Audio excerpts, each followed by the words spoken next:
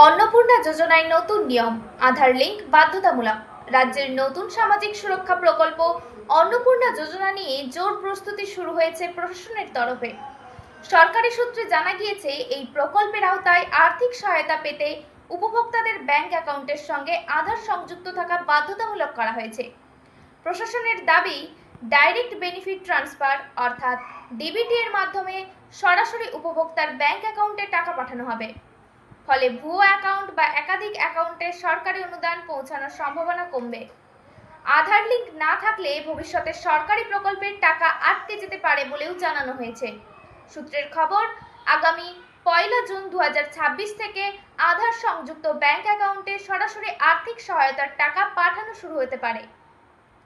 ইতিমধ্যেই বিভিন্ন ব্যাংকের প্রশাসনিক স্তরে আধার সিভিং এর কাজ জোর কদমে চলছে।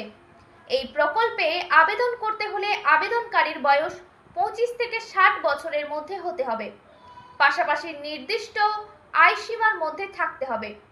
তবে কেন্দ্র বা রাজ্য সরকারের স্থায়ী কর্মী, পেনশনভোগী এবং আয়করদাতার এই সুবিধার আওতায় থাকবেন না বলে জানানো হয়েছে।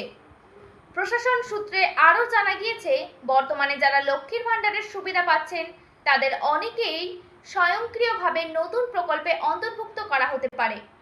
নতুন আবেদনকারীদের জন্য শীঘ্রই অনলাইন আবেদন প্রক্রিয়া শুরু হবে। ব্যাংক অ্যাকাউন্ট না থাকা উপভোক্তাদের সুবিধার জন্য পোস্ট অফিসের মাধ্যমে ইন্ডিয়া পোস্ট পেমেন্ট ব্যাংকে অ্যাকাউন্ট খোলার ব্যবস্থাও রাখা হয়েছে।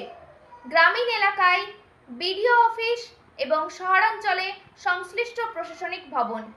নমস্কার, সাংবাদিক পাপিয়া বন্দ্যোপাধ্যায়ের রিপোর্ট। সংবাদ পাঠে আমি শ্রাবণী সাঁতরা। আপনারা দেখছেন এমটিভি ঘাটাল।